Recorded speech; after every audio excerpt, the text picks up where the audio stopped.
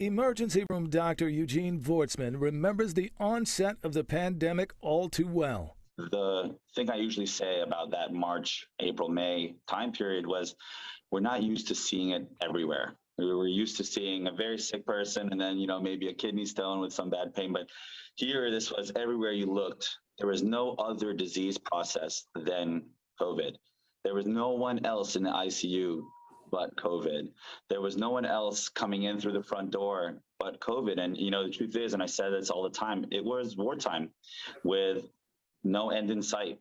And one could surmise, here we go again, heading into the winter months and holiday season with a resurgence of COVID infections and hospitalizations nationwide, and a new highly transmissible variant dubbed Omicron.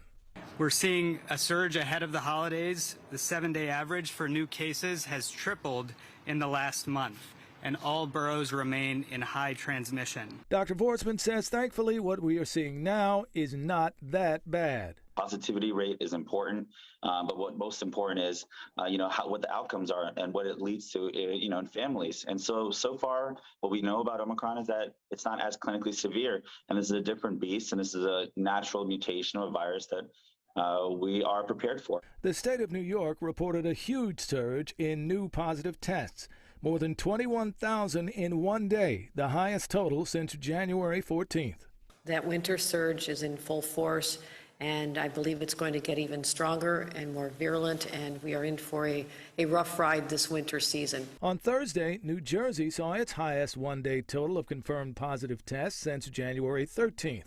The CDC reports all of the Garden State's 21 counties are listed as having high rates of coronavirus. Nationally, no lockdowns are being considered, according to the White House coronavirus point person. We have the tools to fight this virus, including Omicron, and we're in a very different and stronger place than we were a year ago, and there is no need to lock down. And Dr. Vortsman says it's important that people protect themselves by utilizing those tools, namely vaccinations, to keep hospitals from once again looking like wards in a combat zone. But I think at this point we have almost a 4 billion person experiment here showing that the side effects are very rare, often very mild, and that the vaccine is safe and effective. And even with Omicron numbers being the effectiveness of the vaccine being lower than what we had with Delta, there's still a reality that it helps, and it's still the best weapon that we have to fight this battle.